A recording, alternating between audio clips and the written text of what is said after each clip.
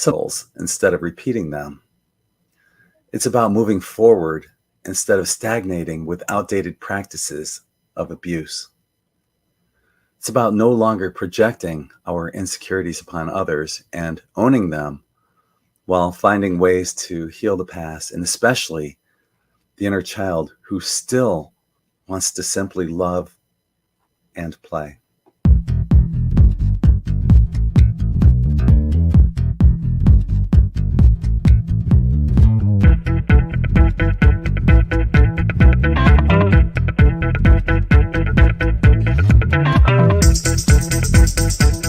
Good morning, good afternoon, good evening, wherever you may be across the planet and around the world.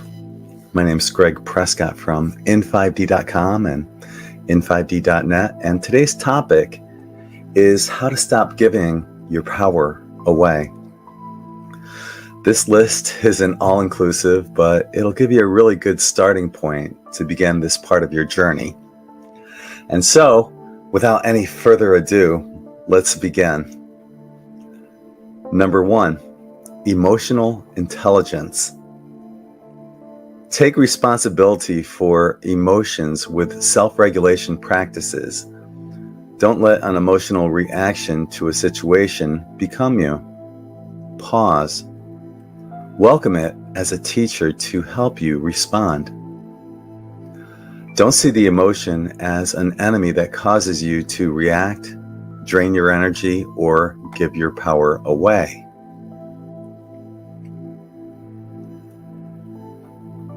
Okay, so here's an example of how this would play out.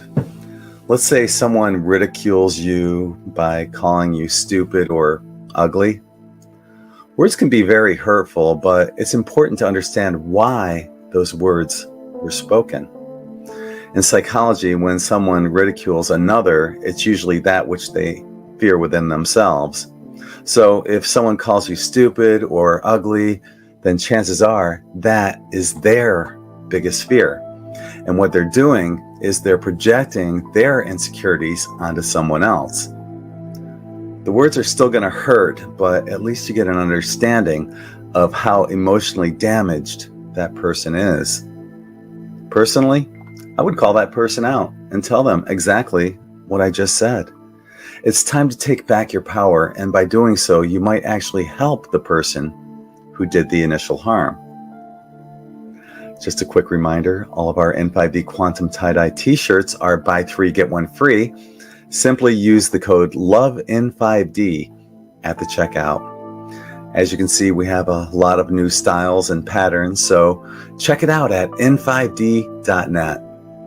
Moving forward. Number 2, embody your values. Everybody has different values, perceptions, and thoughts about life. There is no one right way or right path. You're not for everyone, and that's okay. Identify the things that are most important to you and live accordingly, and let others do the same. We don't want to force our reality on anyone. So an example of this would be getting jabbed, and this situation has happened to my family. My parents are fully jabbed and boosted, despite my sister and I begging them not to do it. And it didn't matter what we said. Our parents bought into the propaganda, and despite there being no longitudinal studies on the efficacy of the jab, my parents volunteered to be guinea pigs for an experimental jab with 0 longitudinal studies. My parents are both college educated. My dad has a BA and my mom has 2 master's degrees in culinary arts, but having a college degree doesn't have anything to do with common sense. It almost seems that the more educated you are, the more brainwashed you become. Of course, there are exceptions to the rule. I have a master's degree in human services, and I don't buy into the bullshit. But how do you talk to your college-educated parents about something that could potentially harm them without insulting their intelligence? For my sister and me, it didn't matter. This is what it means. when they say you can't force your reality on someone else. This is the path my parents chose. Conversely, my mother can't understand why I don't trust the alleged science behind the jab. To me, it can't be any more obvious. There are 0 longitudinal studies on these jabs. And I'm not going to be a guinea pig when I have a perfectly good immune system. In the end, we ended up agreeing to disagree. I love my parents, but some fights aren't worth the battle, especially if it ends with never speaking to one another over a disagreement. The bottom line is that everyone has their own paths to follow, and for the most part, we all end up in the same place. Pick and choose your battles, because some battles aren't worth fighting. Number 3, discernment. Ask yourself before you invest energy into an interaction, comment, or judgment from another if it's worth your time and energy. How important is this relationship to you? Is the person able to hold space for other perspectives? Stop trying to prove people wrong. This will drain you. This premise can be frustrating when you know certain truths that others don't understand. And it may not even be truths. It might be a flawed belief system. I learned this lesson over the whole Nasara-Jasara debate.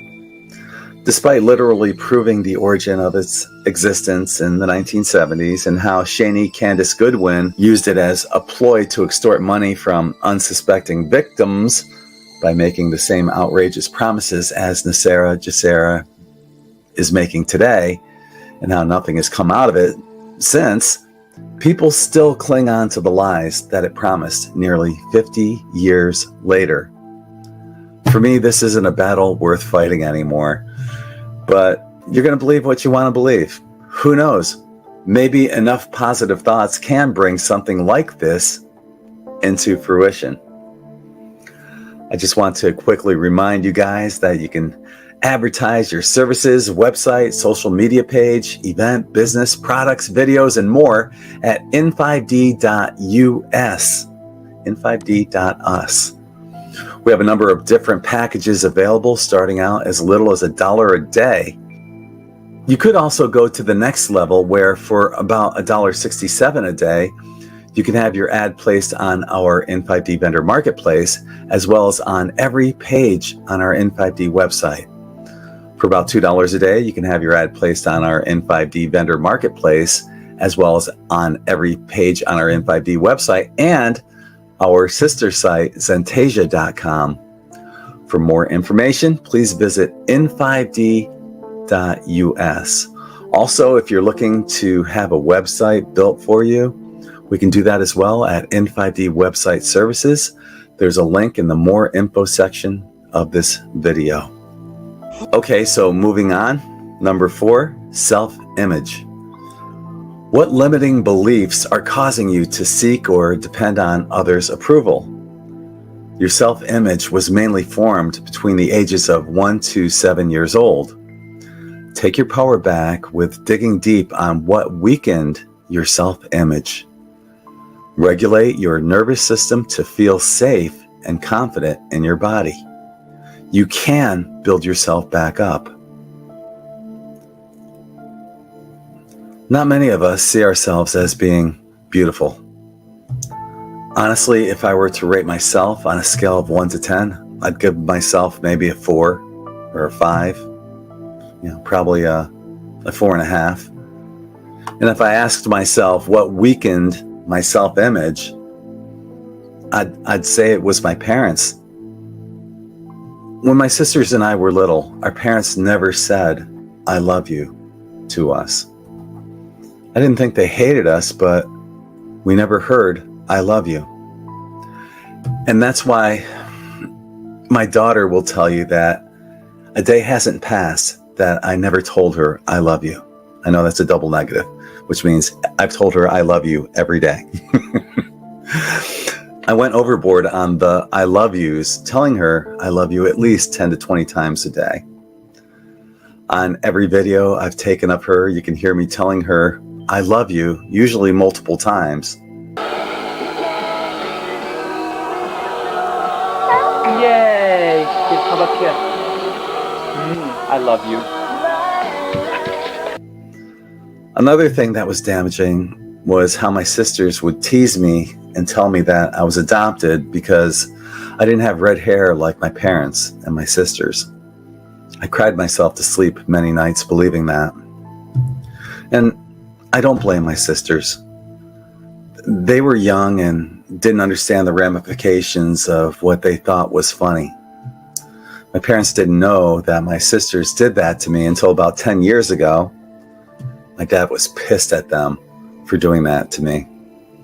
So here I am with parents who never said I love you to me when I was a kid, and sisters who told me for years that I was adopted.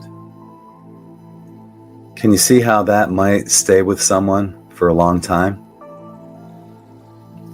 And while I've forgiven my sisters and my parents, I still haven't forgiven myself. But this is how we build ourselves back up. And it involves facing childhood trauma and healing that inner child who simply just wanted to love and play. This wasn't an easy video to make. Obviously, I have work to do.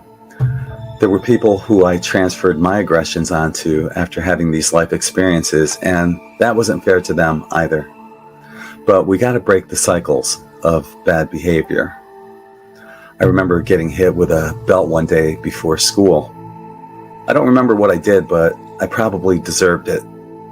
Actually, I shouldn't say that. No kid deserves that. As my dad was about to hit me, I partially escaped and his belt hit me diagonally across my back. I had a fourth period gym class that day. At the end of the third period, I went to the men's room and lifted up my shirt.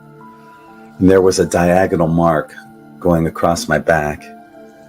And it was that day that I swore, if I ever have children, I'll never spank them. And I kept my word. I never spanked my daughter. Sometimes it's about breaking the cycles instead of repeating them. It's about moving forward instead of stagnating with outdated practices of abuse. It's about no longer projecting our insecurities upon others and owning them while finding ways to heal the past, and especially the inner child who still wants to simply love and play. If no one told you this today, please allow me to be the first. You are loved. You are appreciated. Thank you for your service to humanity. Until the next time, I'm Greg from in5d.com and in5d.net, sending you all infinite love and light. Namaste, everyone.